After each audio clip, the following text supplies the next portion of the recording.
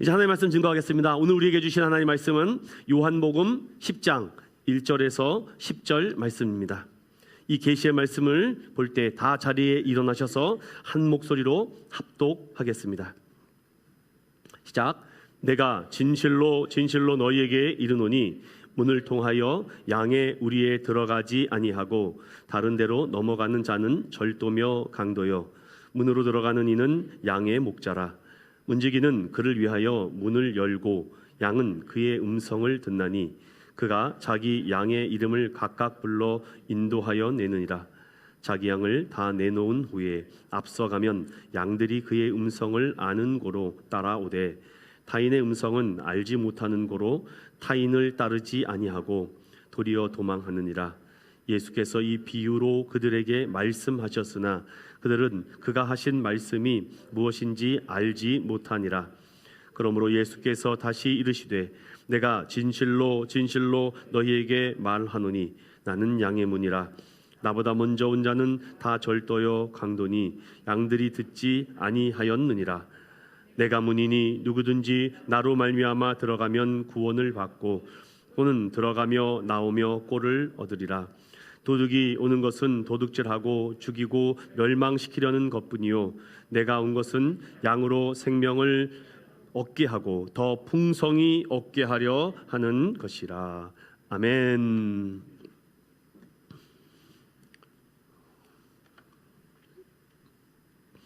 제목을 따라 볼까요? 삶이 공허하십니까? 주님으로 채우십시오.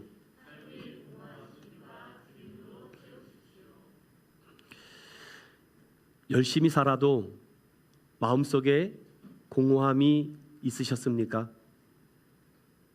남들보다 더 이른 시간에 시작해도 채워지지 않는 마음으로 텅 빈 가슴 때문에 아파하셨습니까? 나 나름대로 열심히 살았는데 이룬 것도 없고 해놓은 것도 없고 라는 이런 무기력감에 하루하루 보내셨습니까? 곁에 아무도 없다는 생각들 때문에 병든 몸을 쓸어내리며 누구 하나 찾아주는 사람이 없고 다람쥐 쳇바퀴 돌듯이 살아가는 나의 인생 때문에 답답하여 눈물 훔친 적 있으십니까? 살아있으나 죽은 것과 다름없는 것 같은 현실 앞에 현대인들이 살아갑니다. 이러다가 이제 다람쥐 쳇바퀴도 돌릴 힘마저 사라진다면 그러한 불안감이 나를 초조하게 만듭니다. 신앙인들은 그렇다면 이런 공허함 속에 어떻게 살아가야 될까? 성경은 복잡하게 설명하지 않습니다. 성경은 이렇게 말합니다. 오늘 우리 함께 읽었던 말씀 요한복음 10장 10절을 다 같이 다시 한번 읽어보겠습니다. 시작.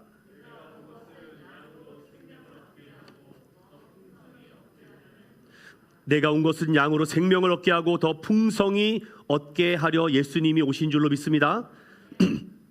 이런 말이 있습니다. 비움과 채움은 하나다.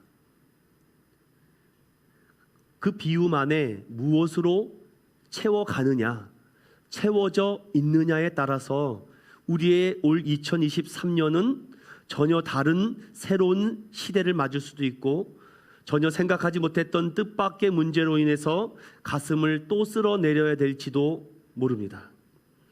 살았으되 죽은 것 같은 삶, 하나님이 없는 삶을 우리는 그런 삶이라고 합니다. 즉 하나님과 분리된 인생은 이미 죽은 것이다 라고 성경은 말합니다. 그러므로 사람은 이 공허함을 채우기 위해서 누구는 사랑을 찾아갑니다. 누구는 돈을 찾아갑니다. 누구는 명예를 찾아갑니다. 그러나 채워지지 않는 그 답답함 때문에 자기 뜻대로 세상 일이 되지 않아서 느끼는 수많은 공허함에 순간순간 살아갑니다. 성경은 그에 대해서 이렇게 말합니다. 헛되고 헛되며 헛되고 헛되니 모든 것이 헛되다라고 전도서 1장 2절은 말씀합니다. 이 전도서 말씀이 인생이 허무함이 아무 일도 할 필요가 없다는 말씀을 전하는 것이 목적이 아닙니다. 전도서 말씀을 다 볼 수 없어서 가장 중요한 핵심 구절을 하나 여러분과 함께 나누려고 합니다. 전도서 5장 1절과 6절을 함께 합독합니다. 시작. 너는 하나님의 집에 들어갈 때에 내 발을 삼갈지어다. 가까이 하여 말씀을 듣는 것이 우매한 자들이 재물 드리는 것보다 나으니 그들은 악을 행하면서도 깨닫지 못함이니라. 꿈이 많으며 헛된 일들이 많아지고 말이 많아도 그러하니 오직 너는 하나님을 경외할지니라. 아멘. 공허하십니까? 답답하십니까? 무기력하십니까? 여러분 안에 하나님의 경외함이 없어진 것입니다. 그러니 헛된 꿈이 많아집니다. 헛된 말이 많아집니다. 한 목사님이 이런 설교를 하는 거 들어봤습니다. 어느 날 스마트폰을 사용하는데 내 이 스마트폰, 이 작은 이 기기 하나를 다룰 줄 모르는 내 자신을 보고 굉장히 무기력과 상처를 받았을 때에 자녀들에게 이거 어떻게 하는 거야? 라고 물어보니 자녀들은 설명서를 보지도 않고도 척척척척척 해결을 하더라는 것입니다. 너무 속상하죠. 그런데 그 목사님이 이런 얘기를 합니다. 내가 너한테 스마트폰 다루는 기술과 능력은 부족하지만 내가 너보다 꿈은 더 크게 클 수 있다. 사랑 믿음의 성도 여러분, 연세가 드셨다고요? 내가 이제 힘이 없다고요? 그러나 젊은이들보다 어린이들보다 더 크고 놀라운 꿈을 꾸는 여러분 되시길 축원드립니다. 어린 자녀들은요, 꿈의 크기가 작아요. 하지만 어르신들과 어른은요, 꿈의 크기가 큽니다. 그 꿈의 크기에다가 하나님을 경외함과 경배함이 함께 연결됐을 때 어마어마한 시너지 효과가 나죠. 저는 우리 인천님께 성도들이 우리 교회를 들어올 때에는 빈 마음과 텅 빈 마음과 공허한 마음으로 찾아왔어도 이 시간 하나님을 경외하고 하나님 앞에 경배하고 찬양했을 때 여러분의 꿈이 상상을 초월하는 꿈꾸는 자가 되시기를 주님의 이름으로 축원드립니다. 저는 오늘 그 말씀을 요한복음 10장을 통해서 함께 은혜 나누려고 해요. 이제 우리가 9장까지 요한이 예수님을 찾아가는 상황 속에서 이 3장에서부터 9장까지 공통점을 하나 발견하자면 딱 하나입니다. 하나님, 즉 예수님께서는요, 사람을 찾아다니셨고 사람을 만나셨다. 사람이 중요합니다. 과거에 어떤 대통령이 이렇게 하더라고요. 사람이 먼저다. 모르시나 보는군요, 여러분들. 사람이 먼저다, 사람이 우선이다, 사람이 중요하다라는 메시지가 많은 사람들에게 울리기도 했다고 합니다. 그러나 그 사람을 소중하는 것을 사꾼이 아니라 끝까지 사람을 사랑하는 데까지 갈 사람이 있었는가? 유한한 존재는 끝까지 사랑할 수 없습니다. 오늘 10장을 들어가는 입장에서 어두웠던 시각장애인의 눈을 뜨게 하시고 이미 눈이 뜬 사람을 보고 너희들이 오히려 눈 감은 자다, 오히려 눈 감은 자가 눈 뜬 자보다 더 하나님의 영광과 구원을 얻는다라고 9장은 우리에게 마무리를 짓습니다. 이제 예수님이 잡히시기 6개월 전인 수전절이 다가옵니다. 수전절에 대해서는 다음 시간에 조금 더 설명드리겠습니다. 수전절이 다가오는 그때에는요, 많은 제사장들과 서기관들이 주된 핵심적인 내용이 양과 목자, 목자와 양이라는 말씀을 많이 다룹니다. 이미 구약에서도 양이라는 것을 많이 주제 삼아서 설교했기 때문에 특별히 수전절이라는 절기가 찾아오는 유대인들에게는 양과 목자, 푸른 초장, 풀밭 이런 것들이 다윗의 은혜를 통해서 주로 많이 회자되는 얘기입니다. 이 양이나 목자는 모르는 사람이 없습니다. 그런데 오늘 예수님께서 이 수전절을 맞이해서 그들에게 비유로 말씀하시는데 이 비유가 누군가에게는 이 비유의 말씀을 듣고 더 큰 은혜와 감동과 또 큰 사랑을 깨닫는데 어떤 자들에게는요, 이 비유의 말씀을 듣고 더 눈이 어두워집니다. 오늘 이 10장의 말씀을 제가 크게 3번을 나눠서 설교를 할 것인데 오늘은 1절부터 10절까지 양의 문이시며 또한 양의 목자라고 하신 그분이 왜 이런 비유를 통해서 저와 여러분에게 무엇을 말씀하고자 하는가? 더 나아가서 분명히 이 말씀과 이 비유를 듣고 이 짧은 메시지를 듣고 이 개념을 쉽게 이해할 수 있는 성도들이 있는 반면 쉽게 이해하면서도 듣지 못하게 하고자 하는 하나님의 놀라운 은혜가 있습니다. 오늘 그 비유를 함께 찾아가겠습니다. 첫 번째입니다. 1절부터 6절의 말씀입니다. 비유로 예수님은 종종 말씀하시는데 예수님은 오늘 이 비유를 통해서 이렇게 말합니다. 1절을 다 같이 읽어봅니다. 1절 시작. 내가 진실로 진실로 너희에게 이르노니 문을 통하여 양의 우리에 들어가지 아니하고 다른 데로 넘어가는 자는 절도며 강도요. 자, 이 말씀의 비유로 시작합니다. 그리고 중요한 것은 2절을 별표 쳐놓고 읽으셔야 돼요. 시작. 문으로 들어가는 이는 양의 목자라. 양의 목자에다가 네모칸 쳐주셔야 돼요. 나는 양의 목자다. 그리고 너는 목자의 음성을 듣는 양이다 라고 말합니다. 여러분, 너무 상식적인 비유를 합니다. 목사님, 오늘 예화가 너무 뻔한 예화세요. 목사님, 오늘 비유로 든 그 농담이 제가 이미 잘 알고 있는 농담인데 뭐 똑같은 얘기를 또 하십니까? 여러분, 언어에 탁월하신 예수님께서 그 정도의 상황을 간파 못하실까요? 그런데 굳이 수전절 앞에 두고 양과 목자에 대한 비유를 굳이 드러내시는 이유가 무엇일까?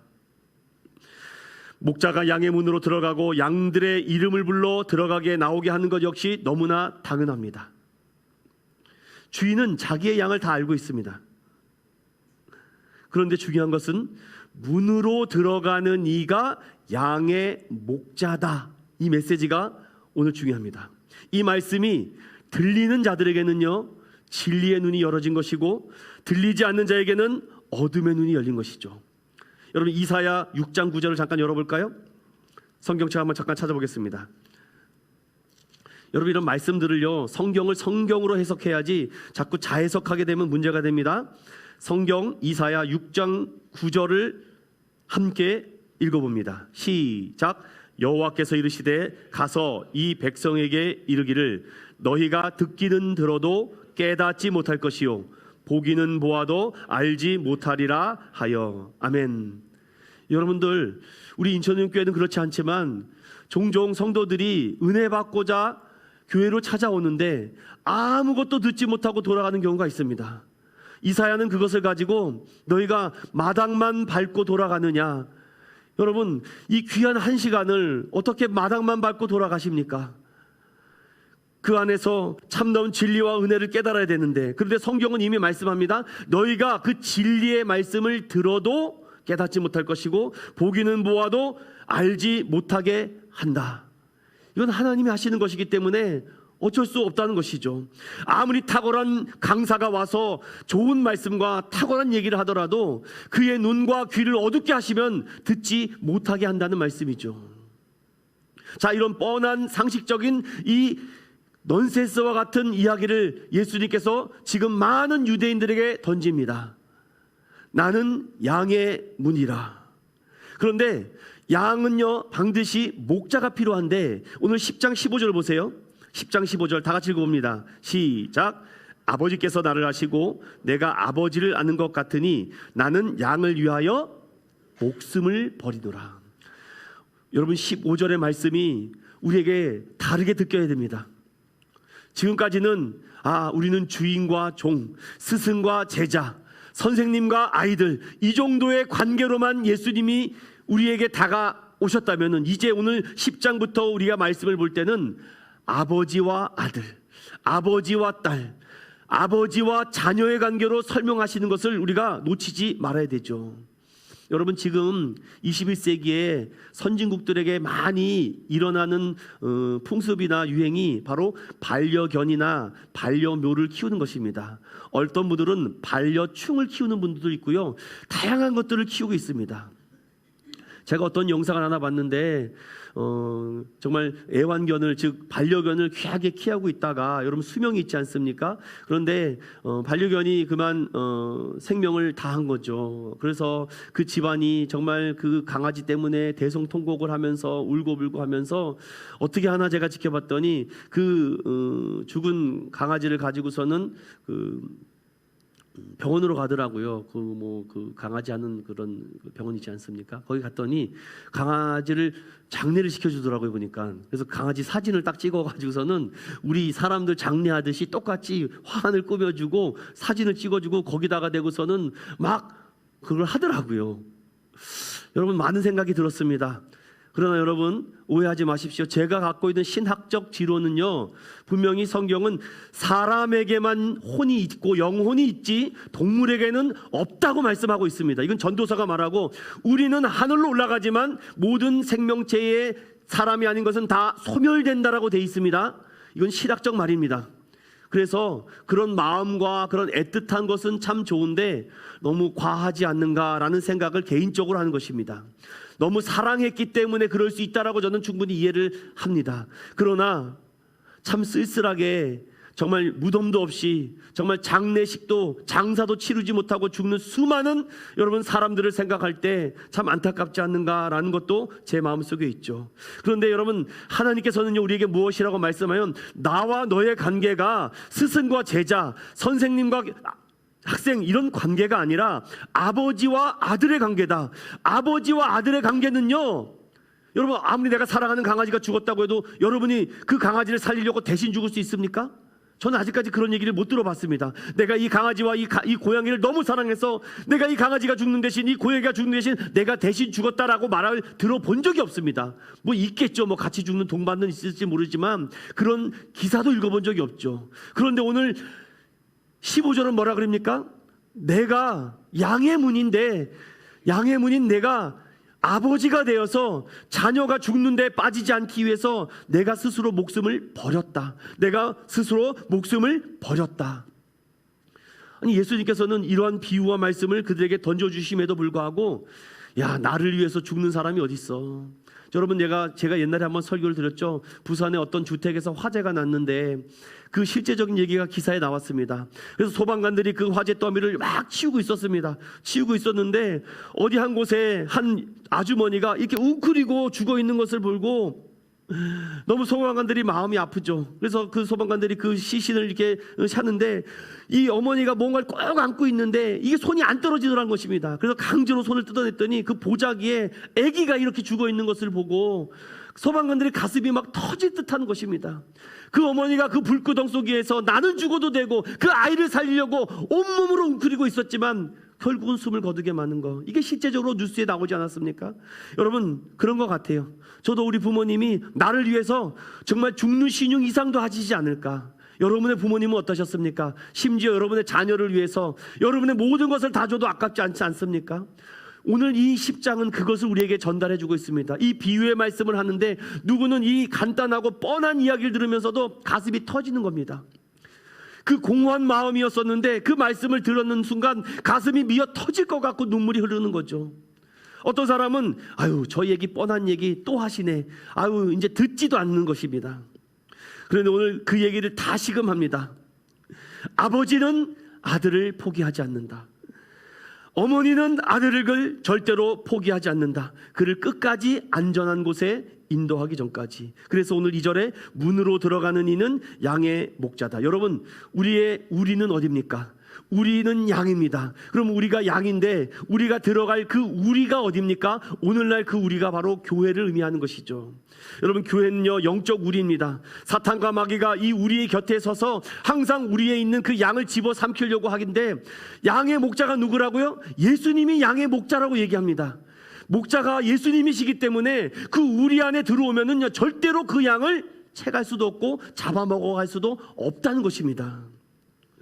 그래서 목자는요 그 양의 이름을 하나씩 부릅니다. 3절을 나가시고 봅니다. 시작. 문지기는 그를 위하여 문을 열고 양은 그의 음성을 듣나니 그가 자기 양의 이름을 각각 불러 인도하여 내느니라. 저는 3절 말씀을 읽는데 가슴이 먹걸하더라고요. 각각 그 이름을 부른다. 각각 그 이름을 부른다. 계속 묵상해 봤습니다. 아, 그 이름 안에 내 이름도 있구나. 여러분들의 이름도 있을 줄로 믿습니다. 내 이름이 기록돼야죠.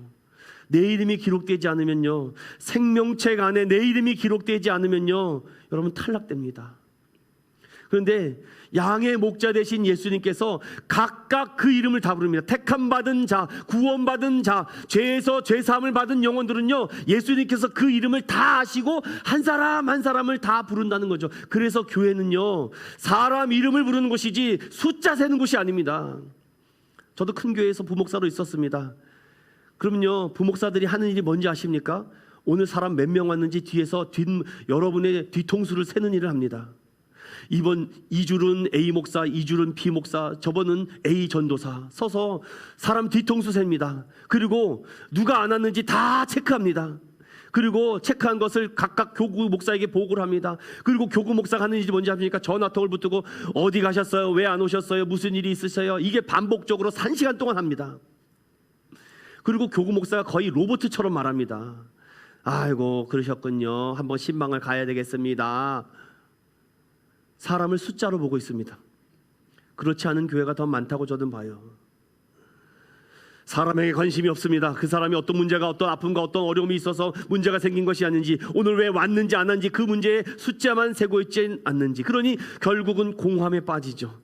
그러니 자꾸 그 사람이 와서 왜 자기 자리를 채우지 않고 그 맡은 일에 일을 하지 않았느냐라고 자꾸 푸시만 강하다 보니까 교회를 왔는데도 공함이 생깁니다.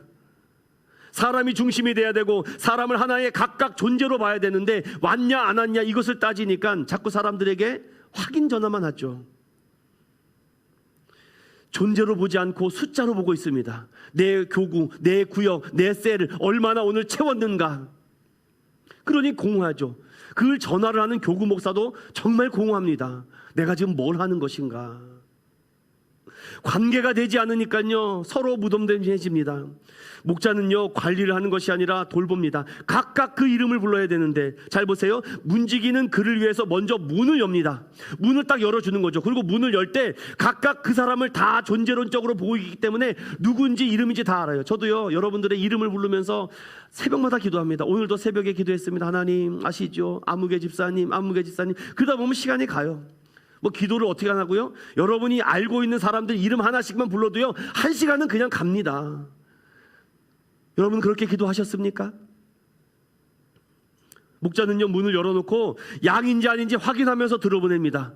택함 받은 백성이고 죄사함을 받고 십자가의 보혈의 능력으로 거듭난 사람인지 중생했는지 회심했는지 딱 보고 우리에 들어가게 합니다. 들어가려고 하는데 중간에 일이나 늑대가 닦여요. 그러면 목자가 몽둥이를 들고 탁 막습니다. 들어오지 못하게. 왜? 늑대가 그 우리에 들어오면 우리 양이 다 죽거나 다치기 때문이죠. 사랑하는 믿음의 성도 여러분, 교회는 이런 영적 무리가 돼야 되는데 제가 목자가 되어서 여러분들 늑대가 침범하지 못하도록 막아야죠. 이단, 사이비. 저는요, 이단보다 더 무서운 게 사이비라고 생각합니다. 제가 비교종교학을 1년 동안 공부하면서 각양 이단들을 다 공부했는데 그 이단들 중에 가장 무서운 이단은 사이비입니다. 예수가 그리스도가 아닌 다른 것이 그리스도가 됐을 때에 얼마나 그들이 결집력과 협동력과 단합팀이 강해지는지 모릅니다. 여러분, 이단은 차라리 끝에 가서 잘못된 신학 사상과 잘못된 신학 이론이 있기 때문에 그것을 수정하면 되는데 이 사이비 종교는요, 돌아오지 않습니다. 그래서 목자가 필터링을 하는 겁니다. 절대 들어오지 못하게 하는 것이죠. 그리고 각각 이름을 부릅니다. 누구누구야, 장석찬, 오케이, 들어오시오. 딱 이렇게. 양은요, 그 목자의 음성을 듣고 들어가게 돼 있습니다. 여러분, 들어가려고 하는데 낯선 목소리가 들려요. 내 목자, 이거 내 주인 목소리가 아닌데? 그럼 여러분 어떻게 해야 돼요? 들어가지 말아야 됩니다. 여러분, 내 목자의 음성이 아닌데 왜 그 우리로 들어갑니까? 거기는 여러분 영적 우리가 아니라 여러분을 지옥구덩이로 떨어뜨리는 그 어둠의 길이요, 암흑의 길입니다. 지금 많은 낯선 불편한 소리를 듣고도 여러분이 불편해지지 않습니까? 오늘 성경은 분명히 말합니다. 각각 불러 인도하여 내겠다. 사랑하는 믿음의 성도 여러분, 오늘 이 말씀에 우리가 큰 울림이 있어야 됩니다. 주님은 오늘 내 이름을 불러주고 계시는데 여러분은 왜 그 우리로 들어오려고 하지 않습니까? 어떤 사람은 귀 닫고 눈 닫고 아예 주님의 음성을 들으려고 합니다. 아무개야, 아무개야, 아무리 불러도 돌아오지 않습니다. 그러나 돌아온 자들이 있어요. 그 돌아온 자의 대표적인 말씀이 어디 있습니까? 누가복음 15장. 목자에게 100마리의 양이 있었습니다. 그런데 그 100마리의 양을 다 우리에 집어넣습니다. 1번부터 100번까지. 그런데 평소에 그 목자는 그 양에게 너무 사랑과 관심과 마음이 있기 때문에 어떤 양이 언제 어디서 무엇을 어떻게 했는지를 다 알고 있습니다.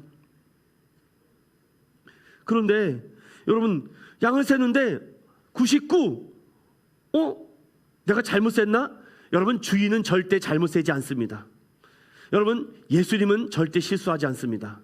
사람은 실수해도 사람은 실수를 할 수밖에 없어도 주님은 실수하지 않아요. 99, 한 명이 사라졌구나.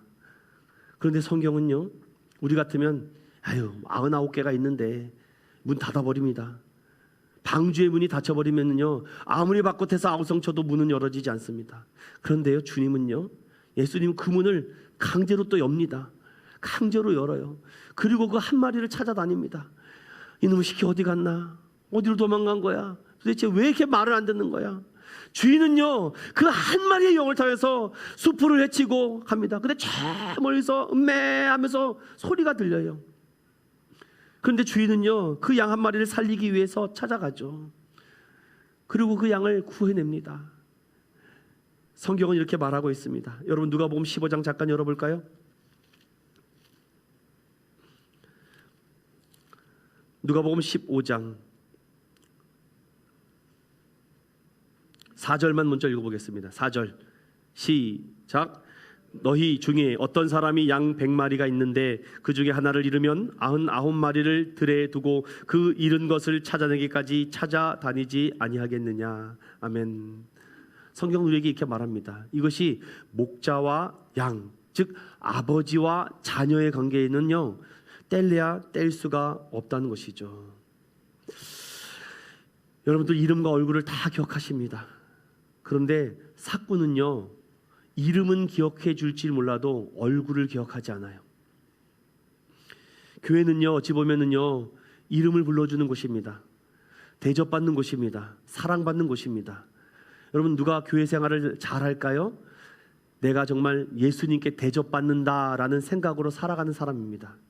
어떻게 대접받는다고? 이미 우리는 구원의 은혜로 대접받고 있는 건 아닙니까? 그런데 내가 대접받고 있지 않다고 생각을 합니다. 구원의 그 은혜와 감격을 모르기 때문이죠. 그러니 자꾸 오염됩니다.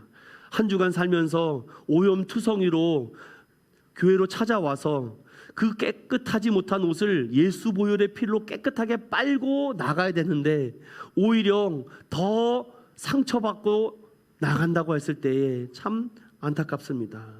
저는 그런 분들에게 이렇게 한번 단호하게 말해봅니다. 정말 성경대로 1년만 살아보십시오.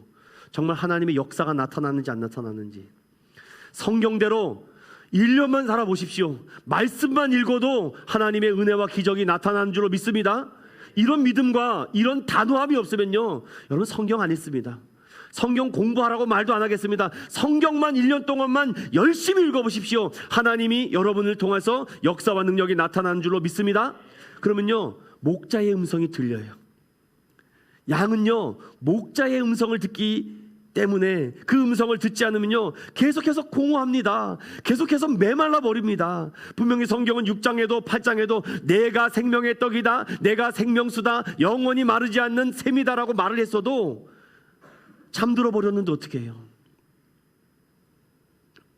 예전에 청년부를 데리고 있을 때에 청년부 예배가 3시에 있었는데 담임 목사님 저한테 이래요. 청년부들이 요즘 너무 대예배를 참석하지 않는다. 담당 청년 목사로서 참석시켜라. 이런 엄포가 떨어졌어요. 그래서 제가 청년들을 만나서 왜 오전에 예배를 안 나오느냐, 왜 오전 11시에 예배를 참석하지 않고 왜 청년부 예배만 오느냐. 여러분, 우리랑은 별로 상관이 없는 얘기 같죠. 그래서 임원들과 리더를 가지고 왜 청년부 예배는 그렇게 잘 참석하는데 왜 이렇게 오전에 예배는 참석하지 않느냐라고 말하는데, 제가 그때 충격을 먹었습니다. 그때 이제 신빙이고 뭘 또 모르고 그랬을 때에 저는 어떻게든지 인도하려고. 근데 그 똑똑한 청년들이 저한테 이래요. 담임 목사님 설교를 듣고 싶지 않아서 안 오는 겁니다 라고 그래요. 왜 그래요? 그랬더니 목사님이 자꾸만 정치 얘기해서 안 온다고 합니다. 애들은요, 단호합니다. 제가 그때 깨달았습니다. 아, 예수 얘기만 한다. 예수 얘기만 한다. 나도 그렇게 될 확률이 높으니 예수 얘기만 한다. 그럼 너희들에게 어떤 얘기를 해주기를 원하느냐? 취업 얘기? 아니면 뭐 학교 얘기? 사랑 얘기? 연애 얘기? 그런데 한 청년이 그런 얘기를 해요. 복음을 듣고 싶습니다. 복음을 듣고 싶습니다. 그때 제가 진짜 한 방 맞았습니다. 복음을 듣고 싶다라고 하는 젊은 청년들, 담임 목사의 설교, 부목사의 설교를 듣고 싶은 것이 아니라 복음을 듣고 싶구나. 그때 제가 그래서 복음을 어떻게 할까? 내 설교에는 복음의 농도가 몇 %일까? 매일 고민하게 됐습니다. 저는 그것을 하나님의 음성으로 들어요. 사랑하는 엄목사야, 네 설교에는 복음의 농도가 몇 %냐? 피 묻은 십자가의 능력이 너를 사로잡았느냐? 예수 복음이 너를 통하여 체험과 확신과 결단이 있느냐? 정말 한 마리 영혼을 찾아다니기 위해서 정말 네 몸이라도 상처받아도 괜찮느냐? 이 얘기를 하고 있지 않는가?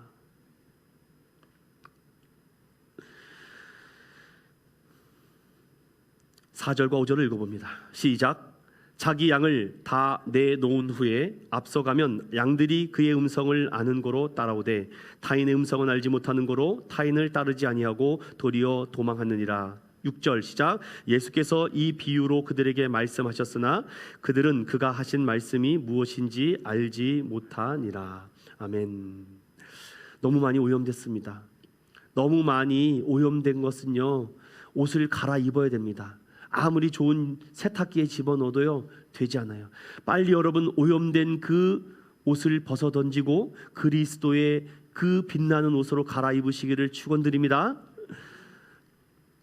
두 번째로 7절부터 8절까지 분명히 나는 양의 목자라고 이렇게 비유하고 나서 나는 양의 문이다 라고 말합니다. 7절 다 같이 읽어봅니다. 시작.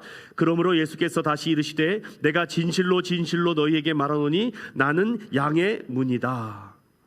양의 문이다. 아까 전에는 양의 목자다 라고 말을 했는데 이번에는 양의 문이다.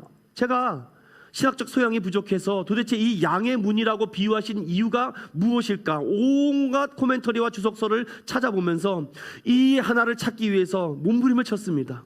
그런데 여러분 아십니까? 광야에 있는 양떼에게는요 꼭 필요한 것이 목자라고 합니다. 목자가 없는 양은 없어요. 그래서 예수님도 목자 없는 양과 같이 이리저리 방황하는 저 영혼들을 볼 때 가슴이 아프다라고, 목자 없는 저 추수할 곡식은 말 때 일할 곳은 부족한 이곳에 그들을 위해서 누가 갈고. 그런데 양의 문이 되고자 하진 않아요. 양의 문이 뭐가 그렇게 어려운 것인가? 여러분, 양의 문이 되는 것이 그렇게 어려울까요? 문지기 하는 게 그렇게 어려울까요? 그런데 제가 이 1세기에 이 문지기와 양의 목자는 어떠한 역할을 했는가? 그 그림 하나가 있었습니다. 당시 양을 지키는 양의 목자는요, 본인이요, 바로 이것입니다. 여러분, 그 그림을 제가 동그라미 친 걸 보세요. 여러분, 문이 있어요, 없어요? 문이 없어요. 그럼 그 문이 누구십니까? 목자가 문이에요. 아니, 이게 문이 없다니까요. 그러니까 내가 문이 된다는 것입니다. 내가 문이 돼서요 아무도 근접하지. 여러분, 만약에 여러분 생각해 보세요. 집에 문을 닫아놨어요. 그럼 문이 닫혀져 있다라는 그런 만족감과 도락을 믿지 않습니까, 여러분? 그럼 어느 누구도 들어오지 않겠다고 하겠죠. 그런데 여러분 바꿔서 문막이가 없고 여러분이 24시간 지킨다고 생각해 보세요. 그럼 더 확실하겠죠. 내가 지키니까. 그런데 여러분 얼마나 지킬 수 있을 것 같아요? 1시간요? 여러분 채 10분도 이제 힘들어합니다. 그런데 오늘 성경은요 정말 깜짝 놀랐습니다. 내가 진실로 진실로 너희에게 말하노니 내가 양의 문이다. 나는 문처럼 흉내내지 않아. 내 자체가 문이야. 그러면은요 왜 양의 문이 되셨을까? 더 놀라운 사실을 제가 또 찾아냈습니다. 무엇이냐면요, 잘 들어보십시오. 당시 유대인들은요 양이 가장 소중한 재산이고 가장 소중한 자원이었습니다. 아무리 가난하더라도 양 2-3마리는 있었고 좀 괜찮게 사는 사람은 10마리, 20마리 정도를 키우고 있었습니다.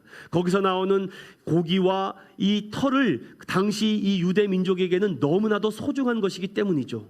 그런데 여러분, 양의 습성과 특성을 아세요? 얘들이요 눈이 너무 안 좋아요.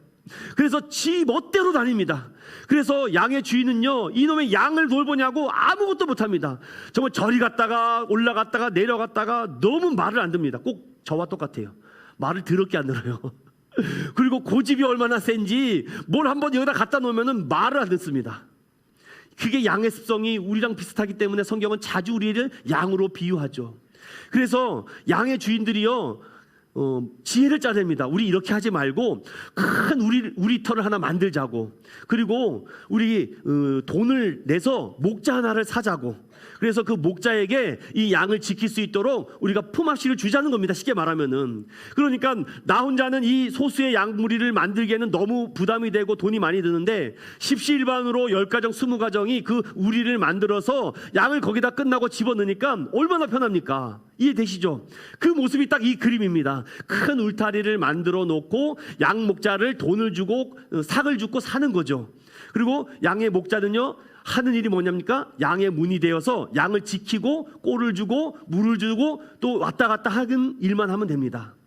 그런데 잘 보세요. 삭을 주고 종을 산 울타리와 그 삭 필요 없어.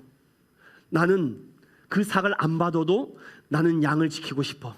이런 사람들의 마음가짐이 이 10장에서 완전히 달라지는 것을 제가 2주간 연속해서 말씀을 드리겠습니다. 다시 돌아와서, 그러다 보니까 양을 문을 지키는 이 문지기는요, 쉴 틈이 없습니다. 여러분 생각해 보세요. 양이 가만히 있는 것도 아니고 그 울타리를 계속 돌아다닙니다. 어떤 양은요, 승질이 들어와서 막 뛰어넘으려고도 하고, 정말 이 목자가요, 쉴 틈이 없고 밥 먹을 틈도 없고 물 마실 틈도 없습니다.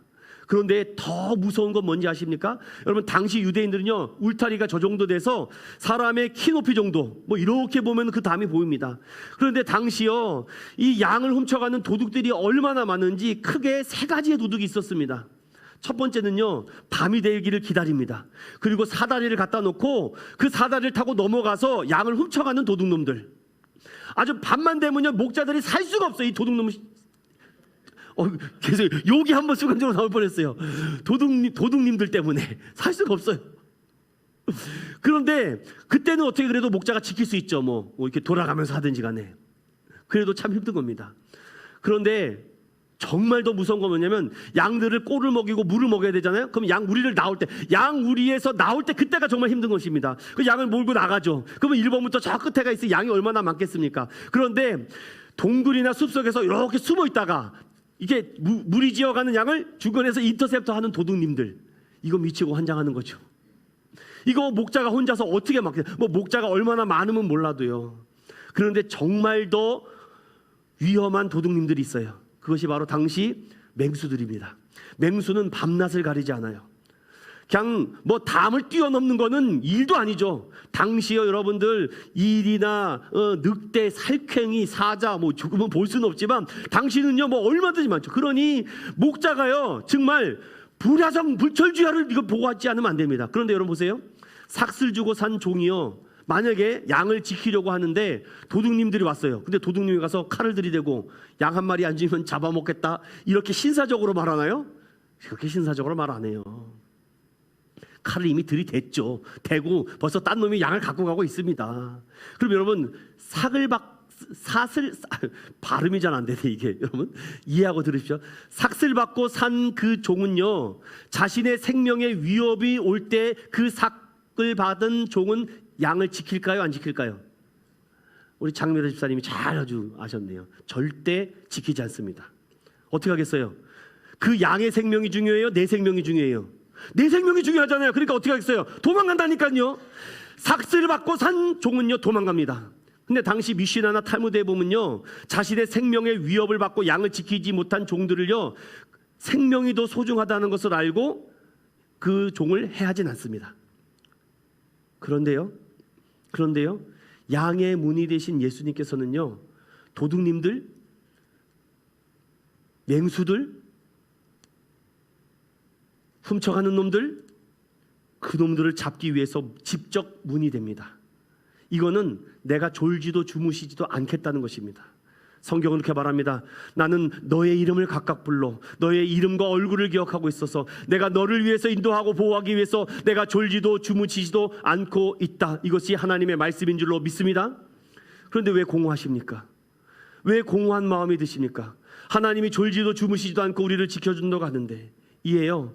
누가복음 15장 4절에서 아까 읽었는데 7절은 이렇게 말합니다. 우리 함께 다 같이 읽어봅니다. 시작. 내가 너희에게 이르노니 이와 같이 죄인 한 사람이 회개하면 하늘에서는 회개할 것 없는 의인 아홉으로 말미암아 기뻐하는 것보다 더하니라. 아멘. 자격 없던 우리를요, 예수님이 우리에게 자격을 주셨습니다. 오직 은혜로. 우리가 책임을 져야 되는데요, 책임을 묻지 않으시고 값없이 우리에게 주셨습니다. 대책이 없던 우리에게 예수님의 십자가의 보혈로 우리의 죄를 해결해 주셨습니다. 그 진노의 잔을 예수님께서 대속해 주신 것이죠. 사랑하는 믿음의 성도 여러분, 누가 우리의 양의 문이십니까? 왜 공허하십니까? 왜 답답하고 무기력하십니까? 여러분의 문을 지키는 분이 살아계신 예수 그리스도이심을 믿으시는 저와 여러분 되시길 축원드립니다. 마지막으로 9절에서 10절에 보면요, 이런 말씀이 있습니다. 양의 문이신 예수님이 더욱 풍성하게 한다라고 합니다. 양의 목자 되신 건도 너무 은혜인데 양의 문까지 되어주시니 이 큰 은혜를 어찌 감당하리요. 그런데 그 목자가요, 우리 양이 살찌고 풍성하게 되기 위해서 날마다 우리에게 새 힘과 새 능력을 주신다라고 말합니다. 9절을 다 같이 읽어봅니다. 시작. 내가 문이니 누구든지 나로 말미암아 들어가면 구원을 받고 또는 들어가며 나오며 꼴을 얻으리라. 아멘. 상만 받은 종은요, 그가 꼴을 먹든 안 먹든 그냥 냅두죠. 야, 너 밥 잘 먹었어? 너 이 음식 잘 먹었니? 자꾸 목자는요, 확인을 시켜줍니다. 기도하셨어요, 집사님? 큐티 하셔야죠. 말씀 보셨습니까? 자꾸 꼴을 먹여주는 거죠. 저는 그렇게 생각합니다. 제가 설교할 때 주무시는 분 제 잘못이라고 생각합니다. 얼마나 설교를 못하면 주무실까? 여러분 기도를 많이 해주십시오. 설교를 너무 잘해서 조는 역사가 없게 해달라고. 그래서 제가 이게 핀 마이크도 하는 겁니다, 여러분들. 제 두 손을 자유롭게 하기 위해서, 이 앞에 장애물을 사라지기 위해서. 전 이것도 없애고 싶어요, 마음 같아선. 진짜 목자는요, 우리의 양을 건강하고 살찌게 한다. 여기 분명히 단서가 나옵니다. 나로 말미암아 들어가면 구원을 받고 또는 들어가며 나오며 꼴을 얻으리라. 이 말씀이요, 신명기 말씀. 잠깐 열어봅시다. 오늘은요, 성경을 좀 찾고 싶어서 제가 PPT를 따로 준비하지 않았습니다. 신명기서 말씀을 찾아볼까요? 신명기 6장 찾으셨어요? 신명기 6장. 다 읽을 수는 없고요, 4절부터 여러분 9절까지 읽겠습니다. 시작. 이스라엘아 들으라. 우리 하나님 여호와는 오직 유일한 여호와이시니 너는 마음을 다하고 뜻을 다하고 힘을 다하여 내 하나님 여호와를 사랑하라. 오늘 내가 내게 명하는 이 말씀을 너는 마음에 새기고 내 자녀에게 부지런히 가르치며 집에 앉았을 때든지 길을 갈 때든지 누워 있을 때든지 일어날 때든지 이 말씀을 강론할 것이며 너는 또 그것을 내 손목에 메어 기호를 삼으며 내 미간에 붙여 표로 삼고 또 내 집 문설주와 바깥문에 기록할지니라. 아멘. 여러분, 말씀이 여러분을 구원하게 하시고 말씀이 육신이 되신 예수 그리스도께서 여러분에게 구원의 은혜를 베풀어 주신 줄로 믿으시기 바랍니다. 그런데 우리에게 구원의 은혜만 베풀어 주시나요? 뭐도 주시나요? 꼴도 주시나는데 이 꼴은요, 신명기 28장. 정말 이 한 장 한 장을 여러분들에게 다 소개해드리고 싶은데 여러분들 시간상 신명기 28장 1절에서부터 4절까지만 6절까지 보겠습니다. 신명기 28장 1절부터 6절. 제 말이 아니라 성경이 해석하는 걸 말씀드립니다. 시작. 내가 내 하나님 여호와의 말씀을 삼가 듣고 내가 오늘 내게 명령하는 그의 모든 명령을 지켜 행하면 내 하나님 여호와께서 너를 세계 모든 민족 위에 뛰어나게 하실 것이라. 내가 내 하나님 여호와의 말씀을 청종하면 이 모든 복이 내게 임하며 내게 이르르니 성읍에서도 복을 받고 들어에서도 복을 받을 것이며 내 몸의 자녀와 내 토지의 소산과 내 짐승의 새끼와 소와 양의 새끼가 복을 받을 것이며 내 광주리와 떡 반죽 그릇이 복을 받을 것이며 내가 들어와도 복을 받고 나가도 복을 받을 것이리라. 아멘. 여러분, 예수님께서 오신 것은요, 우리를 죄와 사망과 심판에 두는 것이 아니라 생명을 얻게 하고 더 풍성히 우리에게 꼴을 주시는 줄로 믿으시기 바랍니다. 이제 뭐 설교 다 했습니다, 여러분들. 이 세 가지만 기억하세요. 예수님은 양의 목자구나. 예수님은 직접 문이 되시는구나. 그 목자와 문이 되신 분이 나에게 생명을 얻게 하고 더 풍성하게 하시는구나. 공허하십니까? 아직도 이 설교를 여태까지 들었는데 아직도 무기력하십니까? 예수 하나로 만족합니다. 예수님께서 나를 생명을 주고 풍성하게 한다는 이 은혜가 여러분들에게 크게 넘치시기를 바랍니다. 마지막으로 한 부분만 더 드리고 마치도록 하겠습니다. 영화 퓨리라는 영화가 있어요. 제가 이 영화를 보면서 이번 주 중에 제가 한국 전쟁 다큐멘터리 10부작을 제가 보면서 많은 생각이 들었습니다. 일부러 제가 전쟁 영화란 다 보는데 특별히 이 영화 속에 그런 장면이 잠깐 나옵니다. 미군이 이제 연합군이 들어오면서 독일이 수세에 빠져서 이제 한 곳이 점령해 갔는데 독일의 수뇌부들이 이제 집결해 온 것이 있습니다. 그곳에 연합군이 이제 쳐들어가서 정복을 했는데 이제 미군들이 들어가서 건물을 들어가 보니까 독일의 수뇌부들 장교들이요 글쎄 술을 지인탕 먹고 그리고 서로 총을 쏴서 자결을 한 것이 그 현장을 그 말단 병사에게 보여주는 겁니다. 그러면서 거기에 있는 주인공이 이런 얘기를 합니다. 아니 이들 이 모습을 왜 보여줍니까? 라고 말하니 거기에 있는 그 미군 그 대위가 이런 말합니다. 이념은 평화롭지만 역사는 잔인하고 폭력적이다. 무슨 말인지 제가 그 말을 딱 듣는 순간 너무 충격을 받았습니다. 여러분 개개인의 생각과 잘 들어보세요. 마지막이라서 그래요. 개개인의 생각과 행동이 모이면은요 한 국가와 사회를 대표합니다. 다시요. 개개인의 생각과 행동이 모여서 우리는 국회라는 것을 통해서 그것이 정립이 되면은 법으로 때리지 않습니까? 그러면 그것이 개개인의 생각이 모여서 하나의 생각이 되는 것입니다. 그럼 그 생각이 모여서 헌법이 되는 것이에요. 그것이 삼권 분립이 되지 않습니까? 행정, 사법. 그래서 그 법이요 생기면은요 바꾸지지 않습니다. 그 법이요 국가를 이루고 사회를 대표합니다. 정치 지도자들은요 그걸 가지고서는 나아가죠. 그런데 그 안에 새로운 신념이 생깁니다. 어떤 질서가 생기면. 그런데 그 법을 만들고 그 법 위에 힘을 가진 사람이 권력을 쟁취하는 것입니다. 이게 국가와 사회의 아주 이데올로기적인 제도예요. 여러분 그런데요 어떤 문제가 생겼습니까? 찰스 다윈이 진화론을 발표하기 이전에 사람들은요 신이 존재한다라고 믿었습니다. 신이 있다. 신이 이 지구촌을 다스린다. 우리는 그 신 앞에 무릎을 꿇어야 된다. 그런데 찰스 다윈이 창조론을 파기하는 그 문서를 냅니다. 그랬더니 많은 사람들이 막 찬양하죠. 막 너희도 우리만의 꿈과 우리만의 세계를 이룰 수 있다. 그 인간들의 세계에서 신이라는 영역을 딱 빼버립니다. 찰스 다윈이. 그러니까 당시 니체가 신은 죽었다라고 말하며 다윈과 니체가 막 서로 티격태격 하다가 니체가 먼저 죽지 않습니까? 그러면 나중에 God win 하면서 죽지 않았습니까? 그런데 그 진화론을 읽으니까 우리 인간도 이제 번영하고 발산할 수 있고 스스로 존재할 수 있다라는 그런 존재론적 사고가 생기면서 그들이 막 르네상스 운동을 일으키면서 휴머니즘 하며 인간이 중요하다, 인간이 소중하다라는 그런 생각이 들어갔습니다. 그러면서 문명의 꽃이 발견하며 미술과 음악과 여러 가지 문화가 발달되는데 동시에 뭐가 생겼습니까? 여러분 진화론 이후로부터 엄청난 전쟁이 생겼습니다. 왜 그렇습니까? 인간이 중심이 되고 사람이 우선순위가 되고 사람이 먼저가 되니까요 하나님이 빠지니까 목자가 없어요. 자 목자가 없으면 어떻게 된다고요? 양이 되니까. 목자가 없는 양이 어떻게 된다고요? 지멋대로 다닌다고요. 그래서 각각의 생각과 이념이 생깁니다. 누구는 나치즘, 누구는 파시즘, 누구는 공산주의, 누구는 민주주의, 누구는 사회주의. 그래서 사회가 나눠지기 시작합니다. 이거 굉장히 중요한 말씀을 제가 지금 마지막으로 던지는 겁니다. 그러면서 교회 안에서도요 민주주의, 공산주의, 사회주의 별개 막 나눠집니다.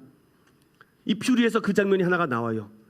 그들의 이념과 이상과 가치는 평화롭고 굉장히 위대해 보이지만 역사는 전쟁이다라는 것입니다. 역사는 피비린내 난다. 연약한 부녀자와 아이들과 노인들만 죽어난다. 수많은 사람들이 자신의 이데 올리기 때문에 사람을 죽였습니다. 1차 세계대전 2천만 명이 죽였습니다. 2천만 명이 죽였다고요. 당시 칼바르트가 한 손에는 성경이 한 손에는 신문이라는 얘기를 하면서 인간의 존엄과 인간의 중요성을 외쳤는데 결국은 2차 세계대전이 나서 여러분 역사 이래로 많은 사람이 죽은 전쟁 중에 하나가 1차 세계대전 아니겠습니까? 여러분 사람들이 죽인 무기 중에 가장 흉악한 무기가 삼지창이라고 합니다. 지금까지 삼지창이 사람을 제일 많이 죽였대요. 그러니까 칼로 인해서. 그래서 많은 사람들이 1차 세계대전을 끝나고 나서 이제 생존의 문제로 사람에게서 이제 다시 신을 집어넣기 시작합니다. 신을 빼버리니까 전쟁이 나더라고요. 신을 빼버리니까 각각의 생각과 이념과 이데올로기가 생기면서 각각의 자기의 주장이 옳다라고 말을 하니까 인간의 보편적인 인간성과 도덕을 주장하다 보니까 결국은 사회가 무너지고 더 힘이 센 놈이 쟁취하더라는 것입니다. 그 대표적인 나라가 영국이 아니었습니까? 폭력은 결국 서로를 망하게 합니다. 2차 세계대전이 얼마 되지 않아 또 일어납니다. 여러분, 우리 한국의 비극적인 일, 얼마나 전쟁, 지금도 전 세계는 전쟁하고 있습니다. 어떤 목사님이 연구를 해봤어요. 지금까지 2020년 동안 전쟁이 없었던 때가 언제일까? 지구촌을 연구해보니까 딱 7일밖에 없어요. 7일을 제외하고는 계속 전쟁입니다. 무수한 생명이 죽어나가고 있습니다. 서로에 대한 악감정과 불신만이 남습니다. 6.25 전쟁이 마치고 1953년 7월 27일인가요? 휴전 협상이 되고 나서 여러분, 지금까지 우리에게는 얼마나 피비린내 나는 일들이 일어나고 있습니까? 서로 자신의 생각이 맞다라고. 전 여러분들에게 이 말씀을 드리고 싶어요. 따라해 봅시다. 예수 효과. 예수 효과. 마태복음 28장 18절에는요, 예수께서 하늘과 땅의 모든 권세를 내게 주겠다. 여러분, 많은 효과가 있어요.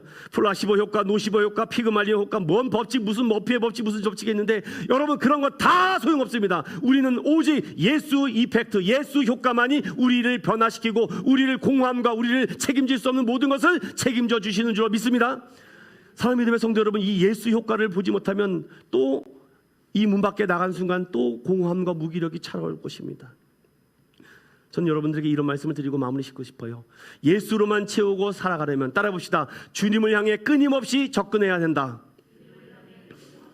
12의 혈류증 앓았던 그 여인이 아무리 고침을 받으려고 별 효험을 다해도 효험이 없어요. 낫지 않습니다. 그런데 그 여인에게는요, 예수님의 음성을 듣습니다. 예수님이 우리 동네에 왔다는 것을 알고요, 자신의 이 부정한 몸뚱아리를 이끌고 다가갑니다. 접근을 해야죠. 여러분들, 접근을 해야죠. 그리고 옷자락이라도 맞으면 낫겠다고 해서 그 옷자락을 꾹 움켜잡았을 때 자신의 그 질병이 낫지 않습니까? 사랑하는 믿음의 성도 여러분, 오늘날도요, 오늘 믿음의 성도들도요, 우리가 믿음 생활 하는데 하나님이 싹 빠져버리잖아요.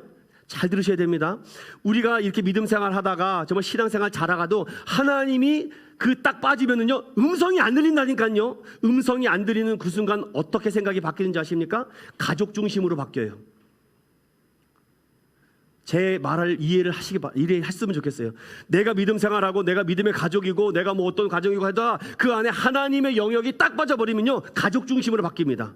내 가족 중심, 내 가족, 내 거 다 이렇게 바뀌어버립니다. 그게 가장 안타까워요. 왕년에 새벽 기도를 몇 년 했니? 내가 회장을 했니? 다 필요 없어요, 여러분. 예수 효과가 안 나타납니다. 두 번째 나갑시다. 주님을 향해 간절한 믿음을 구하라. 여러분, 믿음이 있어서 구하는 겁니까? 믿음이 없으니까 구하는 겁니까?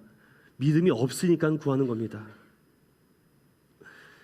자식을 위해서는요, 그렇게 돈 벌여서 학원도 보내고 그렇게 온갖 좋은 거 다 사주면서 어떻게 여러분들 믿음을 위해서는요 투자하지 않습니까? 그렇게 주식도 투자하고 땅도 투자하고 부동산도 투자하는데 내 믿음을 위해서, 내 자녀들의 믿음을 위해서는 어떻게 단돈 만 원도 투자하지 않습니까? 정말 주님이 보시기에도 그래서 공허함을 던지는 것 같아요. 무기력함을 던져주시는 것 같아요. 그러면 음성을 듣지 못하게 하니까 답답해 죽겠거든요. 그러니까 어떻게든지 내 자녀가 달리 유치원 행사라면 유치원 행사 가서 와, 아이고 우리 새끼 잘하네. 하나님이 빠지면 그렇게 된다니까요. 이렇게 말해야죠. 이번 주일날도 교회 가서 예배 드려라. 하나님 만나라. 찬양해라. 왜 믿음을 위해서는 투자하지 않습니까? 그러니 애들이요 점점 크면요 부모 말 안 듣고 신앙을 다 버리는 겁니다. 저는 우리 주일학교를 위해서 앞으로도 엄청난 투자를 할 것입니다. 담당 교사님들이 필요하면 다 말하세요. 재정의 절반이라도 떼서 제가 투자할 겁니다. 주일학교가 죽은 교회에 미래가 없습니다. 세 번째, 주님을 향한 진실한 마음으로 다가가라.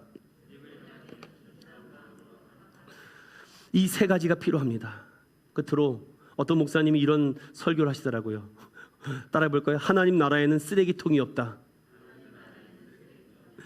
로마서 8장 28절을 가지고 어떤 미국의 번역서가 이렇게 번역했다고 합니다. 하나님 나라에는 쓰레기통이 없다. 여러분, 쓰레기통은 뭐 하는 곳입니까? 쓸모없는 것을 버리는 곳입니다. 그런데 하나님 나라에는요, 쓸모없는 것이 없다는 것이죠.